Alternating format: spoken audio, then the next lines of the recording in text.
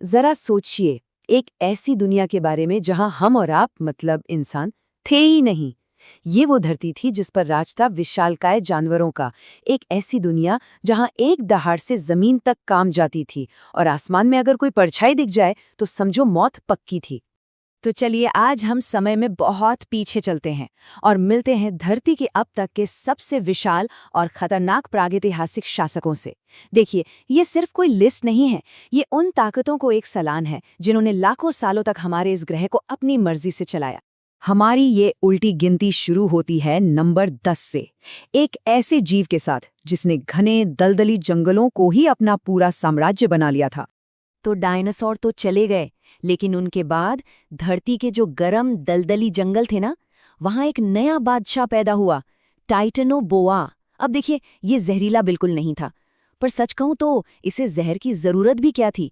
इसकी पकड़, इसकी जकड़ में इतनी ताकत थी कि ये बड़े बड़े मगरमच्छों तक को लपेटकर उनकी हड्डियां एकदम चूर चूर कर देता था। सोचिए जरा, और क्योंकि ये सबसे बड़ा शिकारी था तो ये अपने पूरे इकोसिस्टम को, अपने जंगल को बैलेंस में रखता था। इसकी वजह से किसी और जानवर की आबादी हद से ज्यादा नहीं बढ़ पाती थी। अच्छा, अब चलते हैं प्राचीन ऑस्ट्रेलिया की तरफ। वहां की झाड़ियों में छिपकर कोई इंतजार कर रहा था। ये थी मैग्लिनिया, धरती पर रहने वाली अब तक की सबसे बड़ी छिपकली। ये घात लगाकर हमला करती थी, एकदम बिजली की तेजी से। लेकिन इसका असली हथियार वो इसका काटना था। इसके मुंह में इतने खतरनाक बैक्टीरिया थे कि अगर शिकार पहले हमले में किसी तरह बच भी गया तो भी जख्म में इन्फेक्शन से उसकी मौत पक्की थी।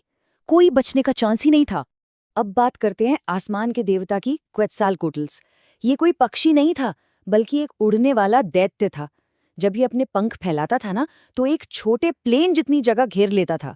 और जमीन पर ये आज के जिराफ से भी ऊंचा खड़ा होता था। इसकी चोंच किसी भाले की तरह थी, जिससे ये आसमान से ही छोटे छोटे डायनासोरों को उठा लेता था। मतलब जमीन हो या आसमान, इसका कोई तोड़ नहीं था। नदियों के किनारे पानी में छिपकर एक और दैत्य घात लगाए बैठा रहता था, सार्कोसुकस, जिसे हम सुपर क्रॉक भी कहते हैं। अरे, इसकी तो सिर्फ खोपड़ी ही एक इंसान जितनी लंबी थी, और इसके जबड़ों में जो ताकत थी वो तो बस कल्पना से परे है। ये घंटों इंतजार करता था, और जैसे ही कोई प्यासा डायनासोर पानी पीने आता, ये उसे खींचकर पानी के अंदर ले जाता था और अपने वजन से ही उसे डुबोकर मार डालता था। अब मिलिए स्पिनोसॉरस से। ये टीरेक्स से भी लंबा था, शायद अब तक का सबसे बड़ा मांसाहारी डायनासोर। इसकी सबसे अजीब बात थी इसकी दोहरी जिंदगी।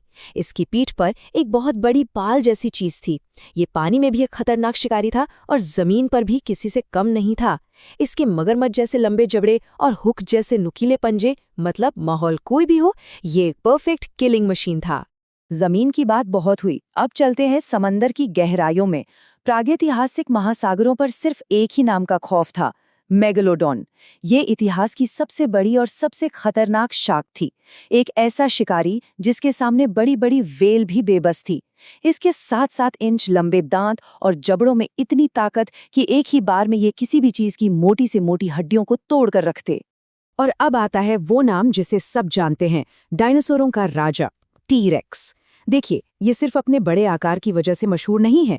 इसका असली हथियार था इसका जबड़ा।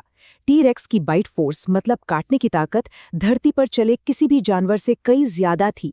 इतनी ज्यादा कि ये एक कार को भी कुचल सकती थी। इसके दांत मांस फाड़ने के लिए नहीं, बल्कि हड्डियां तोड़ने के लिए बने थे। ये एक शिकारी भी था और मुर्दाखोर भी। लेकिन अब हम उन जीवों की दुनिया में जा रहे हैं जो सिर्फ शिकारी नहीं थे, वो उससे कहीं बढ़कर थे। ये थे असली टाइटन्स, इतने विशाल कि इनके होने भर से ही इनके आसपास की दुनिया बदल जाती थी। तो नंबर 3 पर है अर्जेंटिनासॉरस। ये एक शाकाहारी था, लेकिन इसका आकार ही इसका सबसे बड़ा हथियार था। 100 टन। जरा इस वजन को समझिए, ये आज के करीब 15-16 हाथियों के बराबर है, या यूं कहिए कि 3 बड़े ट्रक जो सामान से पूरी तरह भरे हों, उतना वजन था एक अकेले जानवर का। और लंबाई, अरे किसी 5 मंजिला बिल्डिंग को बगल में खड़ा कर दीजिए, ये उतना लंबा था। जब ये चलता था ना तो जमीन कांपती थी। ये कोई जानवर नहीं था, ये सच में एक चलता फिरता पहाड़ था। ये अर्जेंटिनासॉरस अपने माहौल को बनाते और बिगाड़ते थे। जब इनका झुंड एक जगह से गुजरता था तो उनके पैरों के नीचे आकर छोटे मोटे जंगल साफ हो जाते थे। उनके चलने से जमीन में भूकंप जैसा कंपन होता था, यहाँ तक कि नदियों का रास्ता तक बदल सकता था। तो ये सिर्फ एक जानवर नहीं थे, ये एक प्राकृतिक ताकत थे। हमारी लिस्ट में दूसरे नंबर पर है एक ऐसा शिकारी जिसे सुपर क्रॉक यानी सार्कोसुकस से भी ज्यादा खतरनाक माना जाता है। इसका नाम था डीनोसुकस यानी भयानक मगरमच्छ। डीनोसुकस का नाम ही इसकी पहचान है। जहां सार्कोसुकस अपने शिकार को पानी में डुबोता था, वहीं डीनोसुकस का तरीका ज्यादा क्रूर था। इसके दांत केले जितने मोटे और इतने मजबूत थे कि ये सीधे बड़े डायनासोरों की हड्डियां ही कुचल देते थे। हमें ऐसे सबूत मिले हैं जिनसे पता चलता है कि इसने टी-रेक्स के रिश्तेदारों तक का शिकार किया था। उस जमाने में किसी नदी के पास जाना मतलब सीधे मौत को दावत देना था। और अब नंबर 1, वो शिकारी जिसे कई वैज्ञानिक टी-रेक्स से भी ज्यादा खतरनाक मानते हैं। एक ऐसा दैत्य जिसकी असली ताकत सिर्फ उसके आकार में नहीं बल्कि उसकी जानलेवा रणनीति में थी। ये है गिगैनोटोटोसॉरस, जिसका मतलब है विशाल दक्षिणी छिपकली। ये दक्षिण अमेरिका के मैदानों का राजा था और इसका निशाना था धरती का सबसे बड़ा जीव। तो आखिर गिगैनोटोसॉरस को क्या चीज सबसे खास बनाती है? देखिए, टी-रेक्स एक अकेला शिकारी था जो अपनी हड्डी तोड़ने वाली ताकत पर भरोसा करता था, लेकिन गिगैनोटोसॉरस एक टीम प्लेयर था, एक रणनीतिकार। ये शायद झुंड में शिकार करता था और इसके दांत मोटे नहीं बल्कि किसी चाकू की धार की तरह तेज और लंबे थे, जो गहरे जख्म देने के लिए बने थे। ये ताकत का नहीं बल्कि घातक प्लानिंग का खेल था। अब जरा उस सीन को दिमाग में लाइए। एक तरफ 100 टन का आर्जेंटाइनोसॉरस, एक चलता फिरता केला, और दूसरी तरफ गिगानेटोसॉरस का एक झुंड। वो एक साथ हमला नहीं करते, नहीं, ये बहुत चालाक थे। एक एक करके आगे आते हैं, अपने ब्लेड जैसे दांतों से गहरे घाव देते और पीछे हट जाते हैं।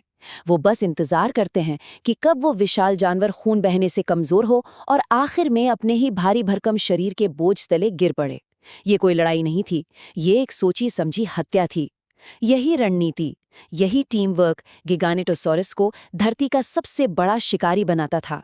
लेकिन इन सभी महान और शक्तिशाली शासकों का राज हमेशा के लिए नहीं था। एक दिन आसमान से एक ऐसी कयामत आई जिसने इस पूरे युग को ही खत्म कर दिया। आज से लगभग 6.5 करोड़ साल पहले एक बहुत बड़ा एस्ट्रॉइड यानी क्षुद्र ग्रह हमारी धरती से टकराया।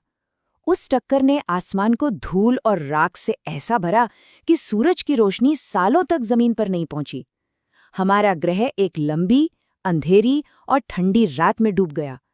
पौधे मर गए, खाने की पूरी चैन टूट गई और इन शानदार ताकतवर दैत्यों का युग हमेशा हमेशा के लिए खत्म हो गया। आज ये जीव हमारे बीच नहीं हैं, लेकिन उनके जीवाश्म, उनके कंकाल हमें एक ऐसी दुनिया की कहानी सुनाते हैं जो हमारी सोच से भी परे है। वो हमें याद दिलाते हैं कि जीवन कितना शक्तिशाली, कितना अजीब और कितना अद्भुत हो सकता है। और ये हमें सोचने पर मजबूर करता है कि भविष्य में जीवन और कौन-कौन से हैरान कर देने वाले रूप ले सकता है।